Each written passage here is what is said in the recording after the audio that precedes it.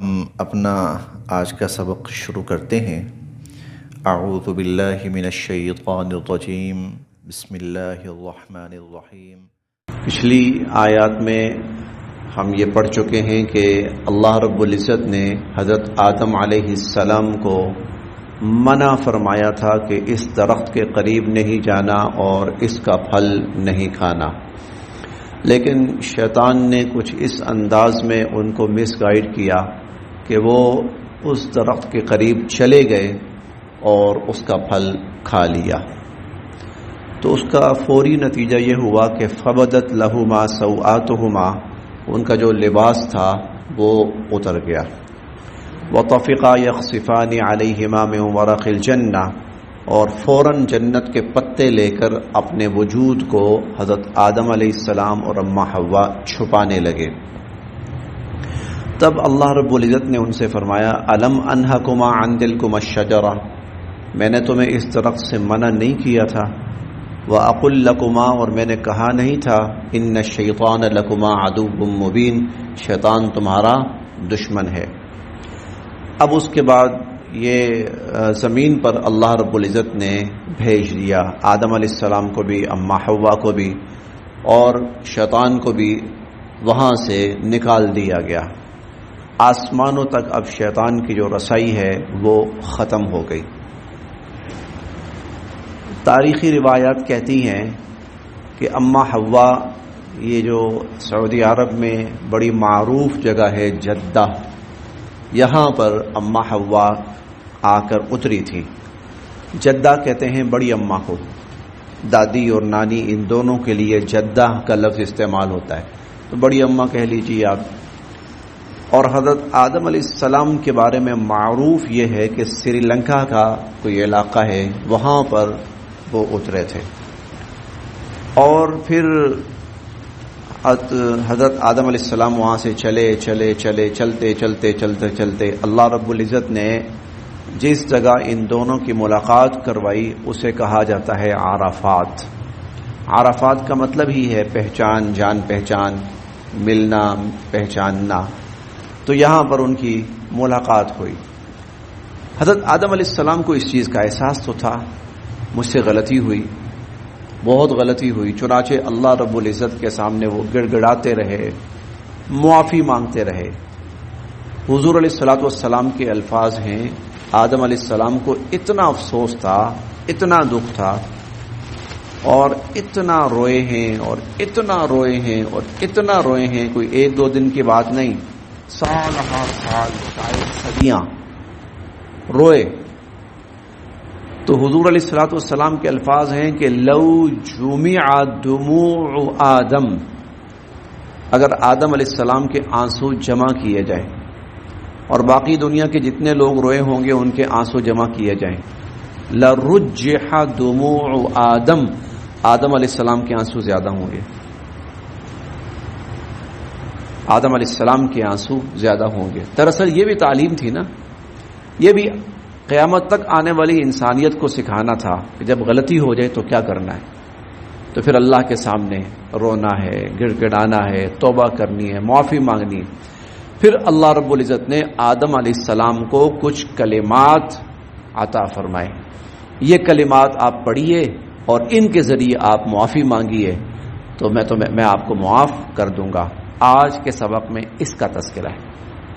فتلقا، سیکھے، فتلقا پس سیکھے، آدم، حضرت آدم علیہ السلام نے، فتلقا آدم، سیکھے حضرت آدم علیہ السلام نے، من ربہ، من سے، رب ہی اپنے، من ربہ اپنے رب سے، فتلقا آدم من ربہ، پس سیکھے، حاصل کیے حضرت آدم علیہ السلام نے اپنے رب سے، کلمات، کچھ کلمات۔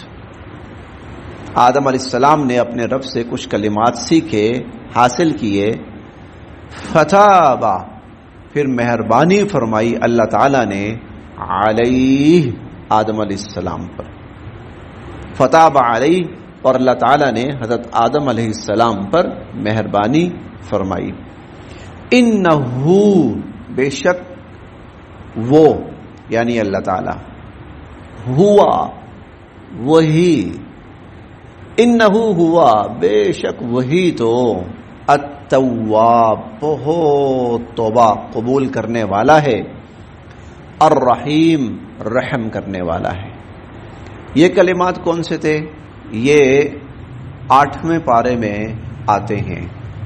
ربنا ظلمنا انفسنا، یا اللہ ہم نے اپنی جانوں پر ظلم کیا، وَإِن لَّمْ تَغْفِرْ لَنَا وَتَرْحَمْنَا، اور اگر آپ ہمیں بخش نہیں دیں گے اور ہم پر رحم نہیں فرمائیں گے، لَنَكُونَنَّ مِنَ الْخَاسِرِينَ، تو یا اللہ ہم بہت نقصان اٹھانے والے ہوں گے۔ اور یقیناً جس کی بخشش نہ ہو اور جس پر اللہ کا رحم نہ ہو، اس کے حصے میں خسارہ ہی آتا ہے، نقصان ہی آتا ہے۔ یہ کلمات دعا مانگتے رہے، اللہ رب العزت نے پھر اس کی برکت سے ان کی توبہ قبول فرمائی اور ان کو معاف فرما دیا۔ فتلقى آدم، بس حاصل کی یہ حضرت آدم علیہ السلام نے، من ربہ اپنے رب سے، کلمات کچھ کلمات، فتاب علیہ، تو اللہ تعالیٰ نے پھر ان پر مہربانی فرمائی، انہ هو التواب الرحیم، اللہ پاک تو بہت مہربانی قبول کرنے والے یا توبہ قبول کرنے والے اور رحم فرمانے والے ہیں۔ قلنا ہم نے کہا، قلنا ہم نے کہا، اہبطوا اتر جاؤ، اہبطوا تم اتر جاؤ، منہا اس جنت سے، جمیعا سب کے سب، قلنا اہبطوا منہا جمیعا، ہم نے کہا کہ تم سب کے سب اس جنت سے اتر جاؤ۔ گو یہ حکم پہلے بھی آ چکا ہے، پہلے بھی یہ حکم بیان ہو چکا ہے، دوبارہ اللہ تعالیٰ کی طرف سے یہ حکم دوبارہ یہاں بیان کیا گیا ہے۔ اس کو ہم یوں کہہ سکتے ہیں اپنی آج کل کی اصطلاح میں، ایک وربلی حکم ہوتا ہے اور ایک نوٹیفیکیشن ہوتا ہے۔ تو پہلے جو تھا وہ وربلی تھا، اور اب ان کو یہ ہے کہ مستقلاً طور پر جی جو کہا گیا تھا وہ واقعتاً آپ کے لیے حکم ہے، کوئی وقتی بات نہیں تھی، بلکہ اب حکم یہ ہے، اب آپ نے یہاں سے جانا ہے۔ قلنا ہم نے کہا، اہبطوا اتر جاؤ تم، منہا اس جنت میں سے، جمیعا سب کے سب، فإما پس جب بھی، فإما پس جب بھی، یأتین آئے گا، یأتین آئے گا یا آئے گی، کم تمہارے پاس، منی میری طرف سے، فإما یأتینکم منی جب بھی تمہارے پاس آئے گی میری طرف سے، ہدن ہدایت، جب بھی تمہارے پاس ہدایت آئے گی میری طرف سے، یعنی جو بھی حکم آئے گا، جو بھی احکام آئیں گے، جو بھی طریقہ آئے گا، فمن تو جس نے، فمن تو جس نے، تابعہ پیروی کی، جس نے پیروی کی، ہدا یا دو لفظ ہیں، ہدا یا، ہدا ہدایت یا میری طرف سے آئی ہوئی ہدایت کی جس نے پیروی کی، قبول کیا اس کو، اس پہ چلا، فلا تو نہ، خوف ڈر ہوگا، علیہم ان پر، فلا خوف علیہم ان پر کوئی ڈر نہیں ہوگا، ولا اور نہ ہی، ہم وہ، یحزنون غمگین ہوں گے، یحزنون حزن سے ہے، حزن غمگین ہونا، جیسے وہ نبی کریم صلی اللہ علیہ وسلم کی حیات مبارکہ میں نا ایک عام الحزن آیا تھا، سن 10 ہجری، نہیں سوری 10 نبوی، سن 10 نبوی، جب حضرت خدیجۃ الکبریٰ رضی اللہ تعالی عنہا اور حضرت ابو طالب ان دونوں کا انتقال ہو گیا تھا، تو یہ آپ پر بہت بڑے صدمے تھے دونوں، گھر میں حضرت خدیجہ رضی اللہ عنہا، باہر حضرت ابو طالب. تو ظاہری اسباب کے درجے میں دو بہت بڑے سہارے وہ حضور علیہ الصلوۃ والسلام سے اٹھ گئے، تو اس کو عام الحزن، غم کا سال قرار دیا گیا. سن 10 نبوی تھی، یعنی نبوت کو ملے ہوئے 10 سال ہوئے تھے. حزن سے ہے. وَلَا هُمْ يَحْزَنُونَ، نہ ہی وہ لوگ غمگین ہوں گے. قلنا، ہم نے کہا، اہبطوا منہا جمیعا، تم سب کے سب یہاں سے اتر جاؤ. فَإِمَّا يَأْتِيَنَّكُمْ، جب بھی آئے گی تمہارے پاس، منی، میری طرف سے، ہدن، ہدایت، اور یہ آتی رہے گی قیامت تک آتی رہے گی. فمن تبع، جس نے پیروی کی، ہدایا، میری ہدایت کی، فلا خوف علیہم، تو ان پر پھر کوئی ڈر نہیں ہوگا، ولا ہم یحزنون، اور نہ ہی وہ غمگین ہوں گے. ڈر نہ ہونا اور غمگین نہ ہونے کا مطلب انجام کے اعتبار سے پھر ان کے لیے سکون ہے اور امن ہے. انجام کیا ہے؟ آخرت. کل قیامت کے دن یہ لوگ جو راہ راست پہ چلے، ایمان اور اعمال صالحہ پہ چلے، جب یہ کل قیامت کے دن اللہ کے حضور حاضر ہوں گے تو اللہ پاک ان کی بخشش فرمائیں گے، اور اب آگے ان کے لیے راحت ہی راحت، امن ہی امن، اطمینان ہی اطمینان، نہ کوئی ڈر، نہ کوئی غم، نہ کوئی خوف. فلا خوف علیہم، ان پر نہ کوئی خوف ہوگا، ولا هم یحزنون، اور نہ ہی یہ لوگ غمگین ہوں گے. لیکن وہ جو میری طرف سے آئی ہوئی ہدایت پہ چلا.